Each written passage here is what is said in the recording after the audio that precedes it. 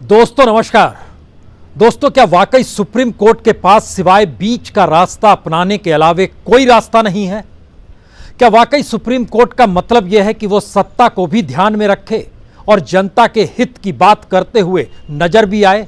कुछ ऐसा ही रास्ता सुप्रीम कोर्ट के पास है, या फिर सुप्रीम कोर्ट के पास एक नया रास्ता आ गया है जहां वो सुनवाई के दौरान अपने तेवर दिखलाए और इस बात की दुहाई दे कि दरअसल संविधान मत होकर इस देश में व्यवस्था चलनी चाहिए, लेकिन फैसला देते वक्त वो डगमगाते हुए कहे कि इस देश की गवर्नेंस को भी दरकिनार नहीं किया जा सकता है? आखिर सुप्रीम कोर्ट का मतलब क्या है? और खास तौर से तब जब सरकार के तेवर बिल्कुल उलट दिशा में जो सुप्रीम कोर्ट कह रहा है उससे अलग जा रहे हों। सरकार का मत बहुत साफ मानना है कि कृषि कानून इस देश के किसानों के हक में है। सरकार का बहुत साफ मानना है कि कृषि कानून को लेकर जो विरोध हो रहा है दरअसल वह छिटपुट किसान भर है। सरकार का बहुत साफ मानना है कि जिस तरीके से विरोध हो रहा है उस विरोध को जो समर्थन है उनकी भी हैसियत इस देश के भीतर में सिवाय छिटपुट अवस्था के कुछ भी नहीं है। सरकार का बहुत साफ मानना है कि हो सकता है यह आने वाले वक्त में कानून भी अपने हाथ में ले ले, यानी हिंसक आंदोलन की दिशा में बढ़ सकते हैं। तो सुप्रीम कोर्ट को इस दिशा में देखना चाहिए।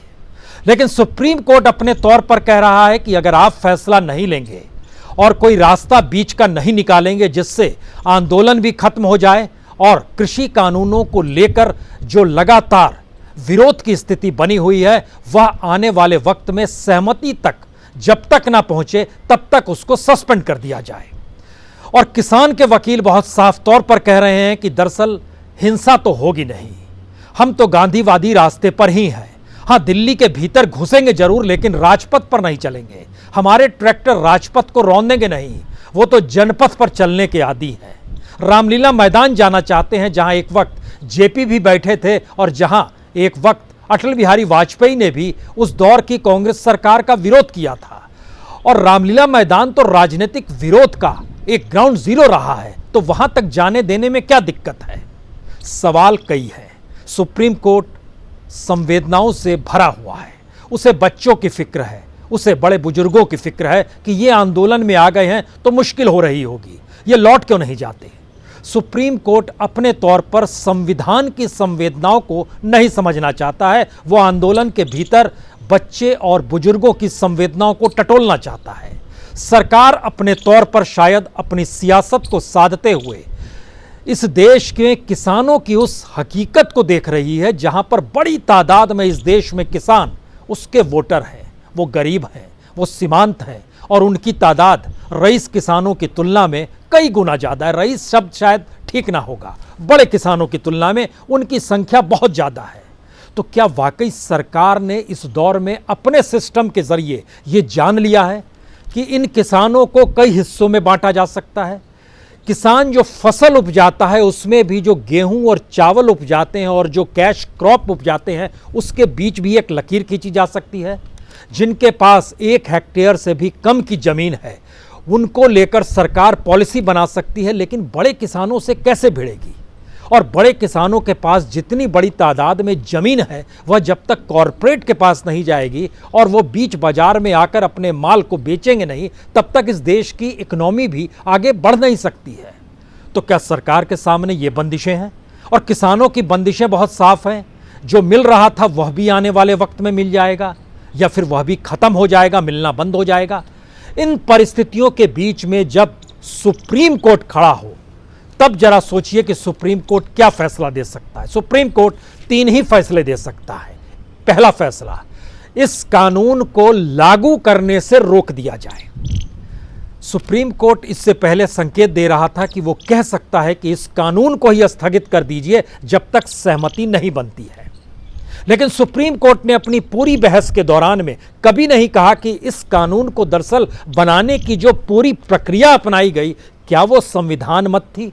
क्या वो इस देश के नागरिकों के अनुकूल थी? क्या इस देश में किसानों से कोई संवाद किया गया था? नहीं, सुप्रीम कोर्ट में ये सवाल जवाब नहीं हो रहे हैं। सुप्रीम कोर्ट के भीतर बहुत साफ सवाल यही है कि दिल्ली की सीमा पर बैठा हुआ किसान कैसे घर लौट जाए और जिस विरोध को लेकर वह सीमा तक पहुंचा है उस विरोध को लेकर सरकार थोड़ा सा झुक जाए।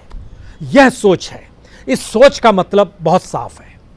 सुप्रीम कोर्ट जिन 3 बातों को मानना चाहता है उसमें कह रहा है इंप्लीमेंट को रोक दीजिए, उसमें कह रहा है किसान अपने घर लौट जाएं, उसमें वो कह रहा है एक कमेटी बना लीजिए। उसमें एक नाम भी सामने आया कि जस्टिस लोढ़ा की अगुवाई में एक कमेटी बना लीजिए, उसमें सब तबके के लोगों को रखिए और एक सहमति जब तक ना बने तब तक इस कानून को इंप्लीमेंट ना कीजिए। यही 3 बातों पे उसको निर्णय लेना है।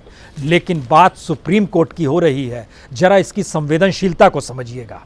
क्योंकि आज सुप्रीम कोर्ट के भीतर जो पूरी बहस हो रही थी वो लग नहीं रहा था कि सुप्रीम कोर्ट के भीतर बहस हो रही है। वो ऐसा लग रहा था किसी छोटी अदालत में या किसी पंचायत पे बहस हो रही है और तर्क दिए जा रहे हैं। लेकिन हमें लगता है जैसे ही जिक्र सुप्रीम कोर्ट का होगा, ऐसे बड़े बड़े सवाल हैं, उन सवालों के अक्स में आज जरा देखने की कोशिश इसलिए कीजिए क्योंकि सरकार ने इस कानून को किस तरीके से पास किया, क्या सुप्रीम कोर्ट ने उस दिशा में आंखें मूंद ली?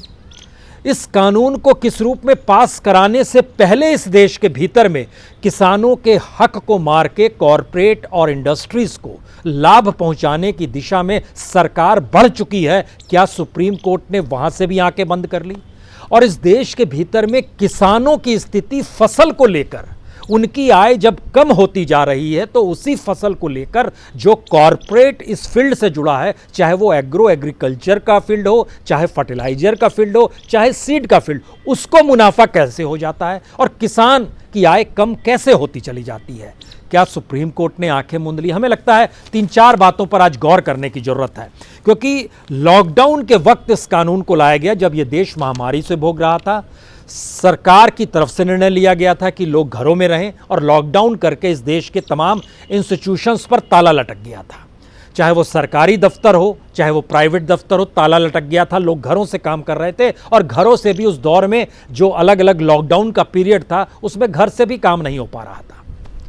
लॉकडाउन के पीरियड में इस देश के भीतर में 14 करोड़ से ज्यादा किसान, उस किसानी में काम करने वाले मजदूरों की तादाद 12 करोड़ यानी 26 करोड़ ये हो गए, और उस एग्रीकल्चर इकोनॉमी पे टिका हुआ भारत जो है वह तकरीबन 70 करोड़।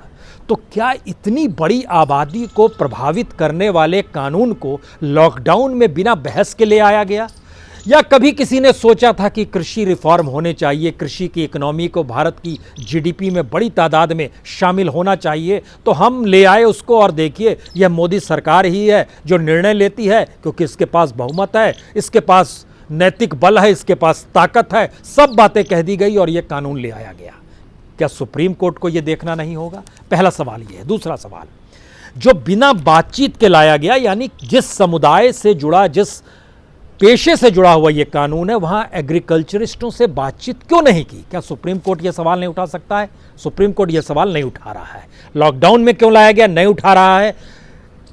खेतीहर किसानों से क्यों नहीं बात की? यह भी नहीं उठा रहा है। जो विशेषज्ञ थे क्या उनसे बातचीत हुई? यह भी नहीं बताया जा रहा है। तीसरी स्थिति थी कि राज्यसभा में वोटिंग भी नहीं हुई और इसको ध्वनि मत से पास कर दिया गया इस कानून को। क्या सुप्रीम कोर्ट ये सवाल खड़ा कर सकता है? इस सवाल के रेफरेंस में दूसरा सवाल यह है कि अब सरकार जब विज्ञान भवन में बैठती है तो जिन जिन मुद्दों को वह संशोधन लाना चाहती है, यानी अमेंडमेंट्स पर राजी हो रही है, वही अमेंडमेंट्स जब विपक्ष कह रहा था राज्यसभा के भीतर में, तो वहां पर सरकार ने अपनी ताकत दिखाई। स्पीकर उनके अनुकूल हो गए, उस समय डिप्टी स्पीकर हरिवंश जी थे, वह उनके अनुकूल हो गए और वोटिंग हुई ही नहीं और ध्वनि मत से चीजें पास हो गई। तो क्या यह नहीं पूछा जा सकता है कि कानून कैसे बन गया? वोटिंग तक नहीं हुई और जो अमेंडमेंट्स भीतर नहीं मान रहे थे वो एक आंदोलन के बाद मान गए। तो इसका मतलब ये क्यों ना माना जाए कि आंदोलन के अलावे इस देश की जनता के पास कोई रास्ता बचता ही नहीं है, वह विरोध कैसे करे? क्योंकि पार्लियामेंट भी डेमोक्रेटिक वे में काम नहीं कर रहा है। यह सवाल सुप्रीम कोर्ट उठा सकता है। सुप्रीम कोर्ट इन सवालों को नहीं उठा रहा है। इसके आगे आइएगा कि जब आंदोलन के अलावे कोई रास्ता नहीं है तो इसके समानांतर एक दूसरा सवाल है कि जब राष्ट्रपति ने मोहर लगा दी जिस कानून को लेकर, उस कानून का विरोध तब दूसरे राज्यों से क्यों हो रहा है जिन राज्यों में बीजेपी की सत्ता नहीं है? चाहे वो पंजाब हो, चाहे वो राजस्थान हो, चाहे वो छत्तीसगढ़ हो, चाहे वो तेलंगाना हो, चाहे वो महाराष्ट्र हो, यहां विरोध क्यों? चाहे वो केरल हो, यहां विरोध क्यों हो रहा है? तो इसका मतलब है कि एक फेडरल स्ट्रक्चर का जिक्र है या एक कानून बनाने को लेकर असहमति का जिक्र है? क्या सुप्रीम कोर्ट के भीतर यह सवाल नहीं उठ सकता? उठ सकता है। क्या सुप्रीम कोर्ट ने यह सवाल उठाया? नहीं उठाया। सुप्रीम कोर्ट को फिक्र है कि महामारी के दौर में कहीं किसी को कोविड ना हो जाए इस आंदोलन में। सुप्रीम कोर्ट को दर्द है कि कहीं बच्चे और महिलाएं या बुजुर्गों की तबीयत ना खराब हो जाए। सुप्रीम कोर्ट को डर है कहीं यह आंदोलन हिंसक ना हो जाए। सुप्रीम कोर्ट को इस बात का डर है कहीं दिल्ली रौंदते हुए ये सारे किसान आगे ना बढ़ जाएं। सुप्रीम कोर्ट को किन बातों का डर है? सुप्रीम कोर्ट को क्या व्याख्या करनी है?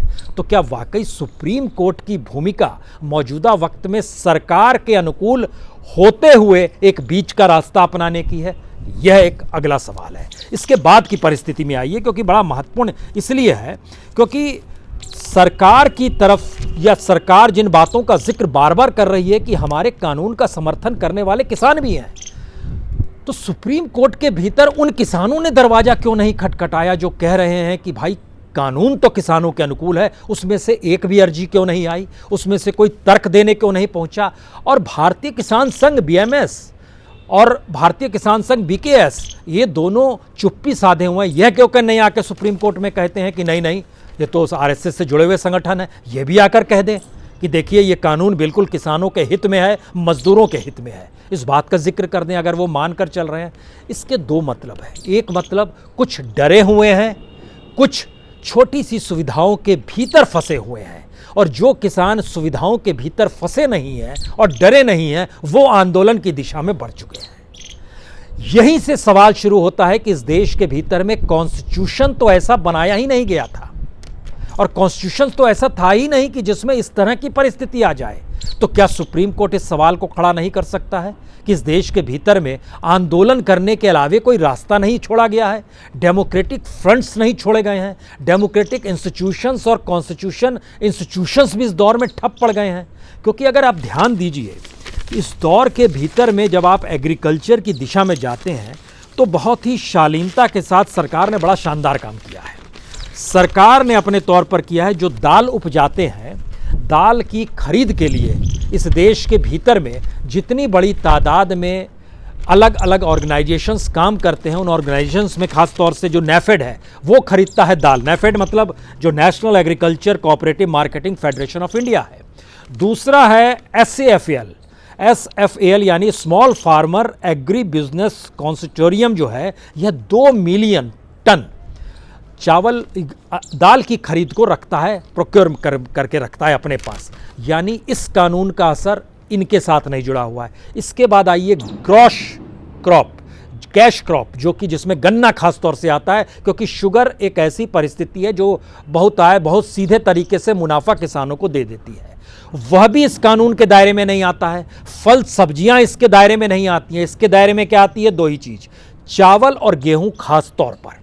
और चावल और गेहूं की MSP की खरीद सरकार को ही करनी पड़ती है। लेकिन अब यहीं से एक बड़ी बात शुरू होती है। हमें लगता है कि सरकार का ध्यान जिस दिशा में है, सुप्रीम कोर्ट ने उस दिशा को लेकर आंखों पे पट्टी क्यों बांध ली है? क्योंकि कॉन्स्टिट्यूशन में हर नागरिक को बराबरी के हक का अधिकार है। कॉन्स्टिट्यूशन असमानता को नहीं मानता है। कॉन्स्टिट्यूशन अपने तौर पर इस देश के नागरिकों को न सिर्फ समान अधिकार देता है, बल्कि सत्ता को भी निर्देश देता है कि वह इन जनता के लिए काम करेंगे।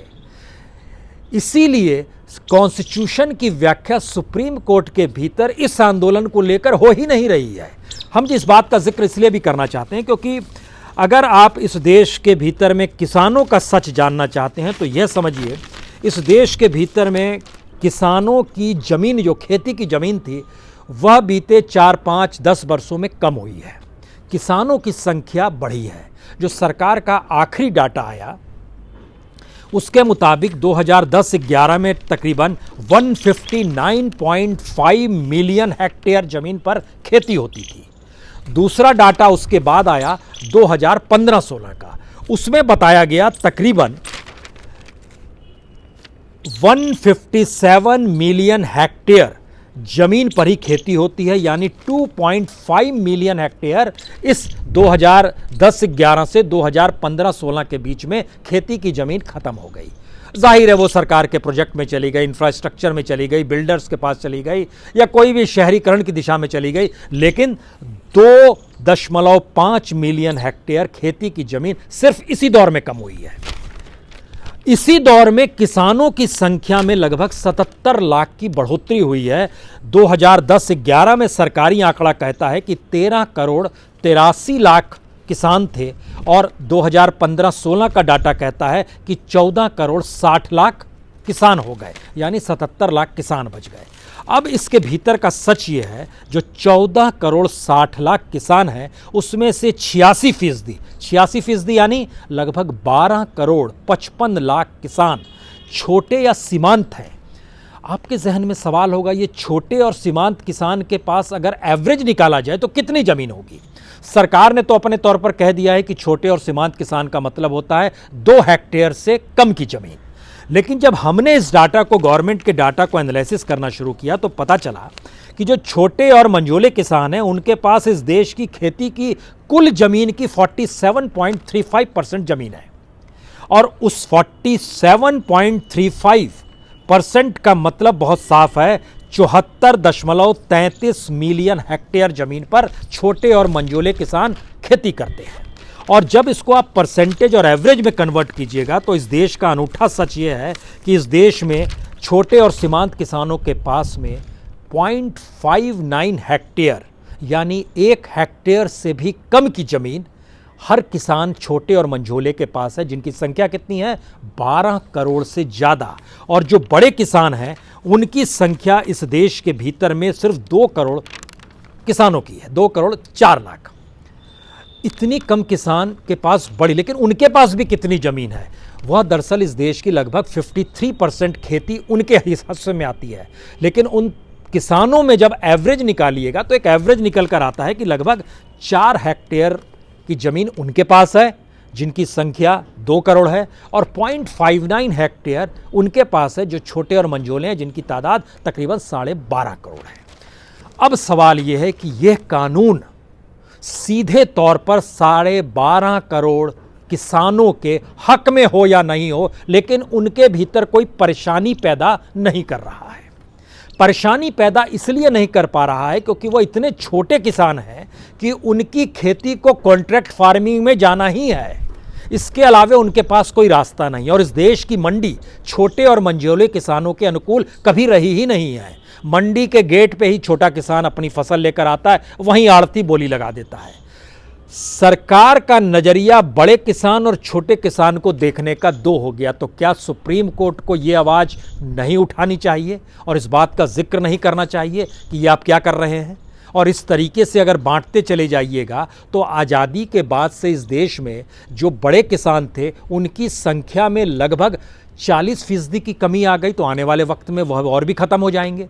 छोटे और मंझोले किसानों की संख्या लगभग 60% बढ़ गई, फिर क्या होगा? यह एक स्थिति है इस देश के भीतर में। तो क्या सुप्रीम कोर्ट अगर कॉन्स्टिट्यूशन की ही व्याख्या करे और उसके अनुकूल ही इस एग्रीकल्चर को देखे तो उसमें तो बात इसी से शुरू होगी कि एग्रीकल्चर स्टेट का मसला है, सेंटर का मसला है। सेंटर ने अपने हाथ में ले लिया, कानून बना दिया, तो स्टेट इनकार क्यों कर रहा है? क्या ये फेडरल स्ट्रक्चर पे अटैक है या फिर आपके कानून से सहमति नहीं है? और जिनके लिए आप कानून बना रहे हैं उसमें कोई भी तबका अगर विरोध कर रहा है तो उसके लिए समाधान का रास्ता क्या है? शायद जो तेवर सुप्रीम कोर्ट के दिखाने के बात है वो यही है कि सुप्रीम कोर्ट का कहना है कि हमें ऐसा लग रहा है कि सरकार समाधान नहीं समस्या पैदा कर रही है।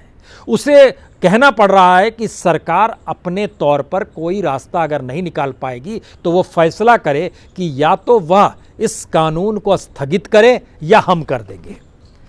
इस स्थिति में फिलहाल सुप्रीम कोर्ट आकर खड़ा हो गया है। तो क्या वाकई स्थगित करने के साथ चीज़ें इंप्लीमेंट नहीं होंगी? क्योंकि खुद सरकार की तरफ के जो अटॉर्नी जनरल थे, सॉलिसिटर जनरल थे, वो लगातार तर्क दे रहे थे, साहब कॉन्ट्रैक्ट जो फार्मिंग होती है उसके तहत 2000 किसानों ने तो हस्ताक्षर कर दिए हैं।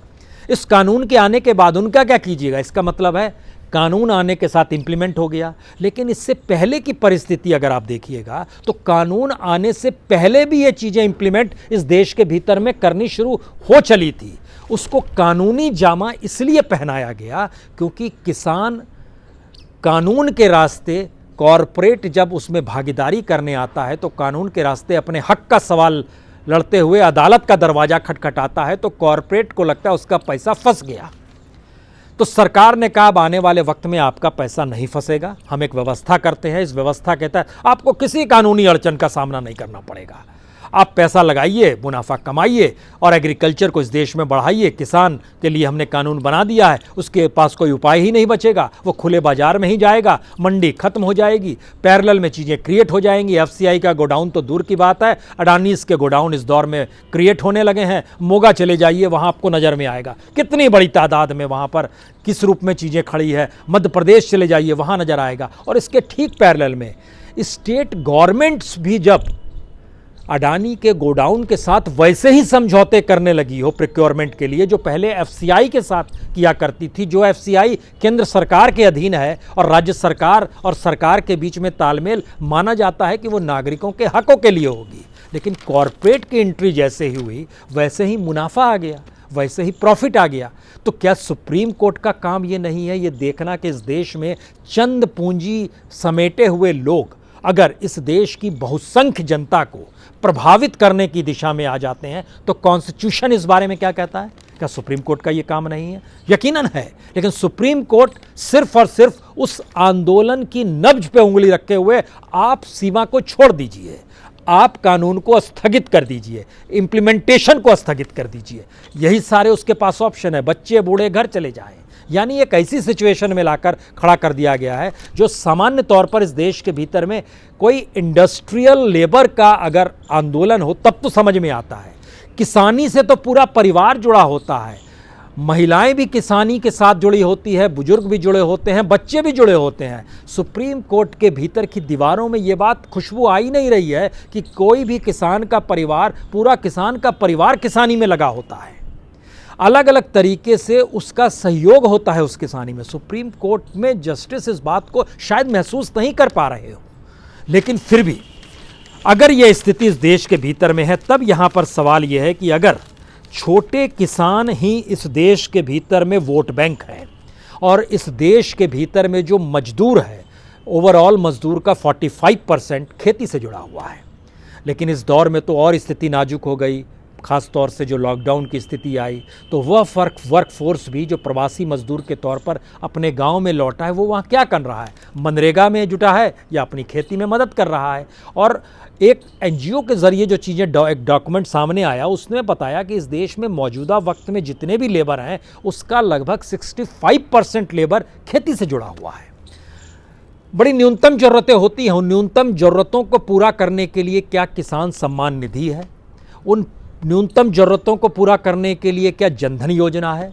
उन न्यूनतम ज़रूरतों को पूरा करने के लिए क्या उज्ज्वला योजना है? उन न्यूनतम ज़रूरतों को पूरा करने के लिए क्या सीधा आने वाले वक्त में कुछ कैश का ट्रांसफ़र है करना है? सुप्रीम कोर्ट क्या यह नहीं देखेगा? कोई भी देश सेंटर के द्वारा दिए जाने या सत्ता के द्वारा दिए जा रहे पैसे के आधार पर नहीं चलता। सब्सिडीज़ दी जाती है, सब्सिडीज़ इस देश में बड़े बुजुर्गों को भी दी जाती है, मिडिल क्लास को भी टैक्स में दी गई और कॉरपोरेट को भी टैक्स में दी गई है। पिछले ही साल दी गई, 2019 में ही कॉरपोरेट को टैक्स में रियायत दी गई। तो सब्सिडी किसानों को मिलती है तो इसमें कौन सी बड़ी बात है? और किसानों के इनपुट की कीमत बढ़ गई, उस दिशा में आपने नहीं देखा कि उनकी सब्सिडी मिलने वाली कीमत भी इस दौर में एक ऐसी सिचुएशन में लाकर खड़ी हो गई जहां पर उसको सब्सिडी जो पहले मिलती थी और आज जो मिलती है, तो आज मिलने वाली सब्सिडी में पुरानी सब्सिडी की तुलना में कॉस्टली चीज़ें क्यों हो गई? यह भी एक सवाल है।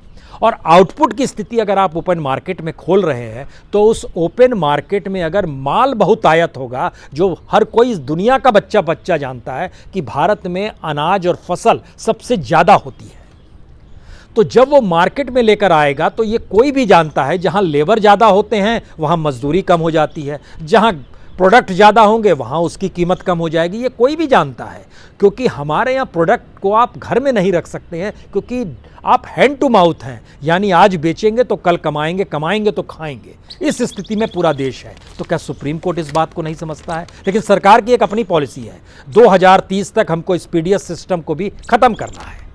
हम एक ऐसी सिचुएशन लाना चाहते हैं कि हमें पैसा ट्रांसफ़र करना पड़े। हम इस पचड़े में क्यों फंसे? बाजार में अन्न उपलब्ध होगा, आप जाइए पैसे से खरीद लीजिए, हाँ कुछ पैसा हम दे देंगे। क्या कॉन्स्टिट्यूशन इस बात की इजाज़त देता है कि इस देश के भीतर में रोजगार पैदा ना हो, इस देश के भीतर में इंडस्ट्री बैठ जाए, इस देश के भीतर में किसान ख़त्म हो जाए, इस देश के भीतर में मजदूरों को काम ना मिले, और इस देश के भीतर में सरकार कहे कि हमने एक व्यवस्था कर ली है कि कुछ सेक्टर्स के ऊपर सीधे सीधे कब्जा अपने तौर पर इस देश के कैपिटलिस्टों पूंजीपतियों को, अगर उन पूंजीपतियों से हम टैक्स वसूलेंगे, उस टैक्स का एक हिस्सा या कमीशन लेंगे या फिर अलग अलग तरीके से माध्यमों से पैसा लेंगे, कुछ पैसा हम ट्रांसफर कर देंगे, हमारे कॉन्स्टिट्यूशन की आत्मा इस बात की इजाजत नहीं देती है, तो फिर सुप्रीम कोर्ट ये क्यों नहीं सोच पा रहा? और सुप्रीम कोर्ट सिर्फ और सिर्फ उस आंदोलन की ही नब्ज पे उंगली रख के अपने फैसले की दिशा में क्यों बढ़ रहा है?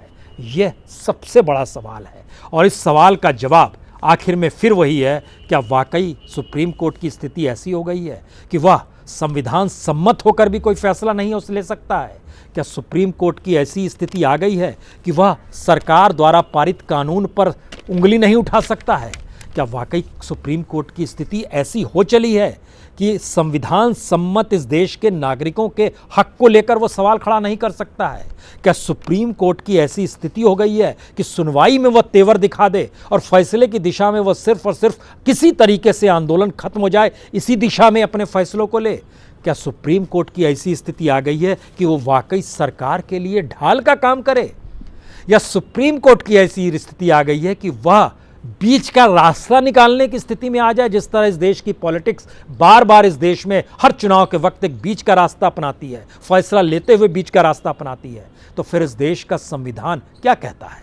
हमें लगता है कि सुप्रीम कोर्ट को शायद एक बार संविधान पढ़ लेना चाहिए और इस देश को जिस सोच के साथ दर्ज किया गया संविधान के भीतर में, चाहे वो रोजगार का सवाल हो, मजदूरी का सवाल हो, इंडस्ट्री का सवाल हो, एग्रीकल्चर का सवाल हो, जीने के हक का सवाल हो, वो सभी फंडामेंटल राइट्स का ही हिस्सा है। सुप्रीम कोर्ट को फैसला बड़ा लेना होगा, अन्यथा उसकी साख खत्म हो जाएगी। बहुत बहुत शुक्रिया, बहुत बहुत शुक्रिया।